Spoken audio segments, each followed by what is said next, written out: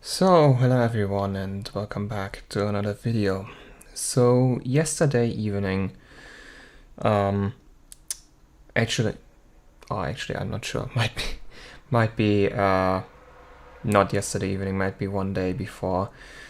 I had another modding session and I worked on this again and on something other. For the sake of keeping the video short, I'm not gonna go into that. There's probably gonna be a dedicated video for it. But let's go into this. The GTX 460 CMD Edition V4.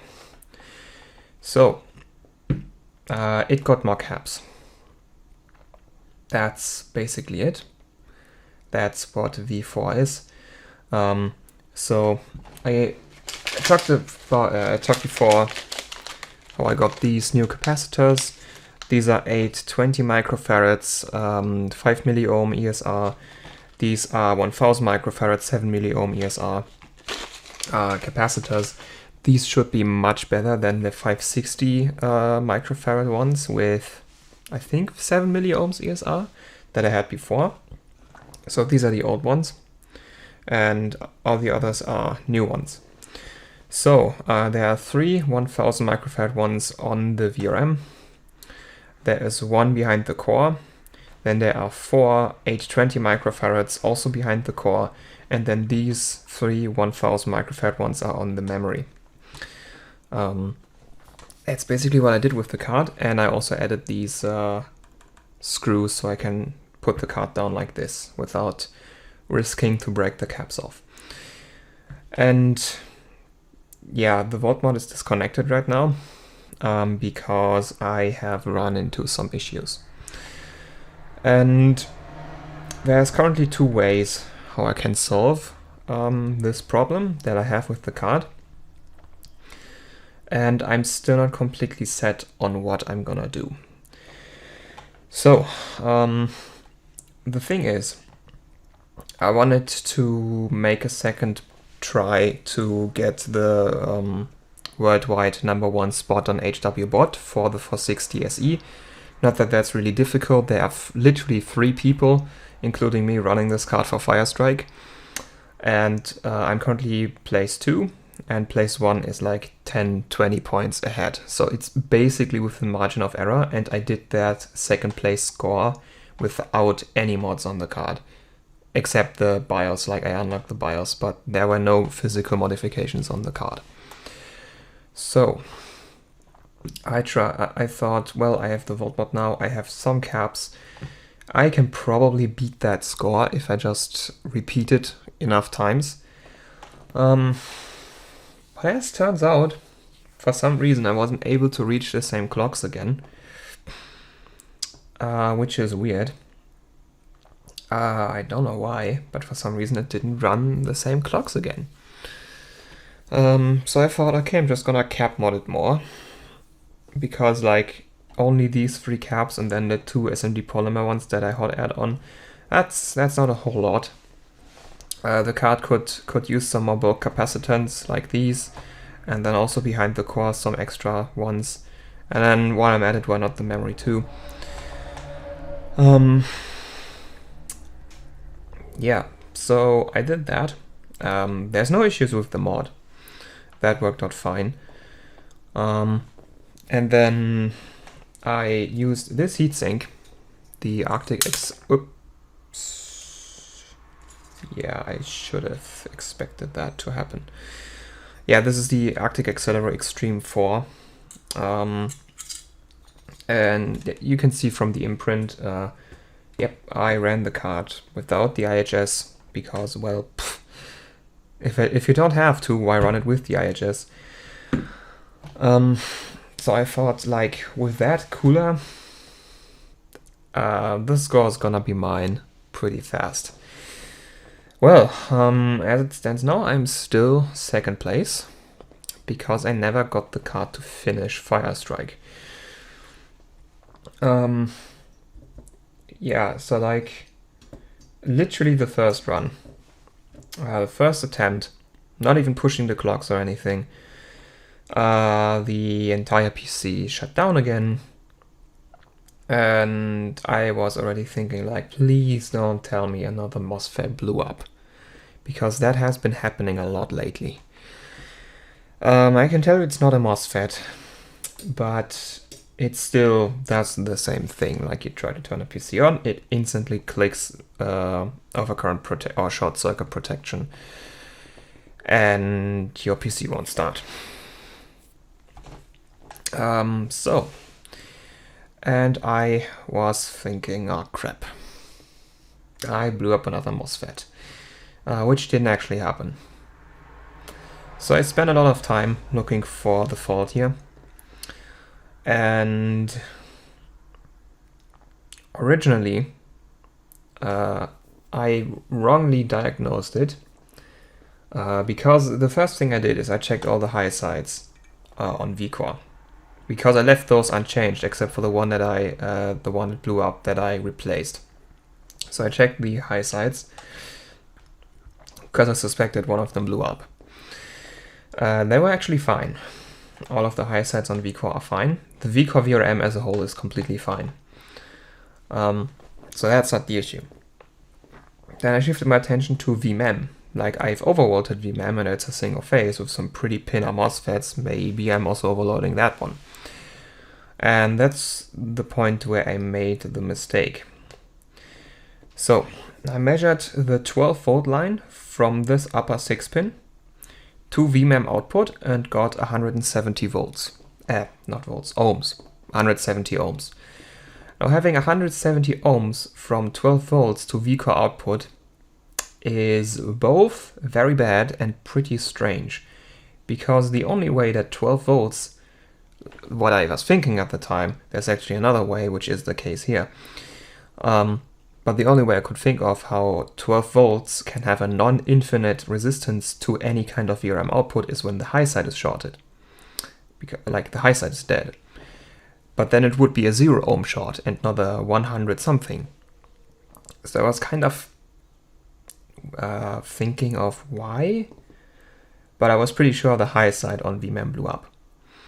I spent some more time testing around and then concluded, like, okay, no, it's not. The high side on vMem is fine. The vMem VRM is also completely fine. And yeah, I spent a lot of time thinking that something on the vMem VRM is wrong, until I found out that this 6 pin isn't even powering vMem. This 6 pin is powering the upper 2 phases of vCore, this is powering the lower phase of vCore, and vMem is powered by the PCI Express slot. So, turns out those 170 ohms I was measuring from 12 volts to ground to vMem. Because, as it turns out, this 6 pin has a 100 ohm short from 12 volts to ground, and the resistance of vMem is around 70 ohms. 100 plus 70, 170 ohms from 12 volts to vMem, because I'm going through the ground plane. So, this 6 pin has 12 volts shorted to ground with a 100 ohm resistance. So, whatever is shorting it is not completely dead short, which is probably why you can't find any damage on the PCB. What I'm suspecting is happening is just a random capacitor on the 12 volts power line from this connector just decided to die. And it's not like completely dead, it's just mostly shorted, but not like complete dead short, which is why there's 100 ohms and not 0. And yeah, when I was still thinking vMem is the issue, I actually disconnected the voltmod, because I was thinking, like, okay, maybe the potentiometer burnt out or something and it's now a 0 ohm resistance, and like, whatever. It was really stupid. I shouldn't have done that, though. Like, I only disconnected the ground connection. That's like pretty easy to remake. It just looks kind of stupid now, but the voltmod is okay. So now, knowing that some random thing between this 6 pin and the high side MOSFETs of these 2 phases has died, I began to stab things with my multimeter. And my multimeter is It's not a super cheap one, but it's also not an amazing one. And one problem that it has is measuring resistances on 12-volt power planes for whatever reason is really inaccurate. Like, sometimes you get infinite ohms, sometimes you get really low readings, and the reality is sometimes somewhere in the middle. My multimeter for some reason really doesn't like measuring the resistances on 12-volt power planes. I don't know why. It could just be a coincidence. Maybe there's something about how the 12-volt power plane is built. I don't know. It was just a really big pain to like, yeah. First I had to find out what's even connected to the power plane, and like on this little PCB there's not a whole lot. So there's like these two capacitors right here. That's VMM output filtering that's not connected. These little SMDs right here, these are part of the driver circuitry, so these are not on the power plane. This one is connected, I think. These ones are also part of the driving circuitry. These ones I'm not sure. This through cap is not on the 6-pin power plane, this is on PCIe. And just like, yeah, and I was too tired to keep on trying to find the short. So I just thought, okay, yeah, screw this. I'm gonna go to sleep. And maybe if I find the strength, I'm gonna look once more, or I'm going to go with plan B, which was plan A originally. And you're going to see this thing again. The Phantom E-Power board. So I was originally planning to try to connect this to the GTX 970 that I have that has its Vico VRM missing. But originally I was planning to test this on this card. Because like again, this is, while it does work now, I don't have voltage control. I don't have a volt mod here because I have to solder on to one of these little SMDs and it's like really sketchy. And also this red wire messes with the load line, which is an issue that I still like. I have it solved so much that the board runs now, but the output voltage is still not ideal because the load line issue I talked about in the video about this is still kinda there. But it should be enough to just let this card power up. And I mean, this is about literally twice the VRM that this had now. Well, actually these MOSFETs are very, very powerful, but like compared to the stock VRM of this is pretty much twice the VRM plus heatsink.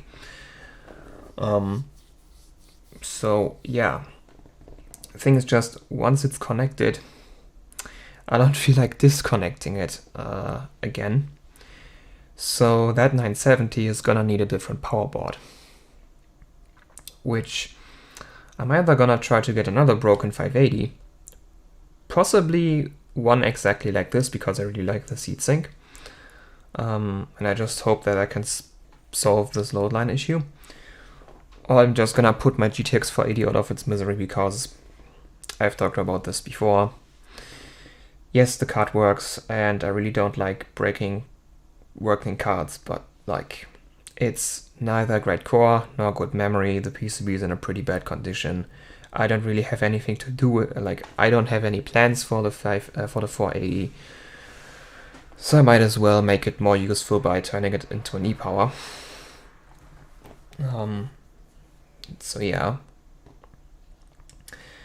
But yeah. So my options right now are trying to find whatever is shorted here and get rid of it, or just straight up nuke the VRM and put an e-power on this. Only problem is this heatsink will no longer fit,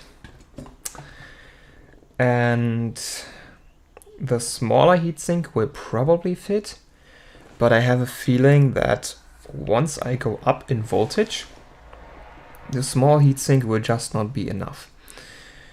So I need water cooling for this to work properly, which I can solve. It's just gonna take a long time. So like the family workshop is getting a CNC that would be capable of making a water block for this, because like I can use the CNC, and one of my university classes is teaching me how to use Solid Edge, which is a CAD program, which I could use to design a water block for this, and then use the CNC to make. The problem is just my knowledge of Solid Edge is still pretty limited, and that CNC is probably not getting built before 2021. So that's a long-term thing. Before that, I think I'm just stuck on the small heatsink for this, if I put on the E-Power. Which, like, it's gonna be enough to run the card at low voltage, but like if I E-Power it, I wanna go into the 1.3 volts range. And at 1.3 volts, this is probably gonna be uncoolable. Or like it's gonna be so, like it's probably not gonna overheat, it's just gonna be hot enough for the Fermi problem to arise and the card will just crap itself because it has too high voltage. Because that's what Fermi cards sometimes do. This one seems pretty tolerant.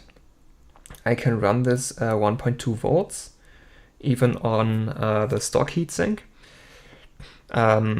There's a lot of Fermi cards that can't, like 1.15 volts is where Fermi cards begin to have that problem. But it's like random. Some cards have it, some cards don't. This one, I've never had it. I've had it on my other cards. I've had it on the Lightning, I've had it on the Direct CO2, I've had it on my 560 Ti 448.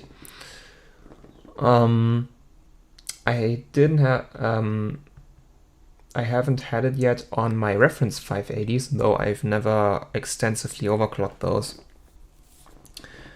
But at least the Zotac one can run 1.2 volts without much issue. Yeah.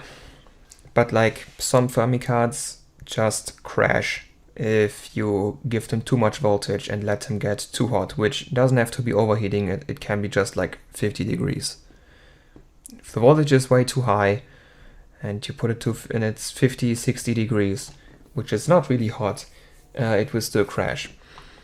Because some Fermi cards just don't like being overvolted a lot. If you keep them cool enough, you can get around it, but you're gonna need water cooling for that. Like my Direct CO2 can only reach 1 GHz on water cooling, because it needs 1.2 volts for that, and on air it does have that issue at 1.2 volts. On water cooling it's cold enough to get around that, but since this is a non-standard mounting, yeah, my water block doesn't fit on this. So, yeah. But, how long is the video? Oh, 19 minutes again. Oh, I wanted to keep this short. Yeah. But I think I've said everything I wanted to say now. So, yeah. The GTX 460Z CMD Edition V4, it has a lot more caps. And V5 is either gonna be this repaired or this E-powered. I still don't know what I'm gonna do. So I can't tell you what's it gonna be. Guess I'm gonna think about it for a while and then decide. But yeah, that's how it stands now. So yeah, thank you for watching. Hope you enjoyed, and until see each other next time. Goodbye.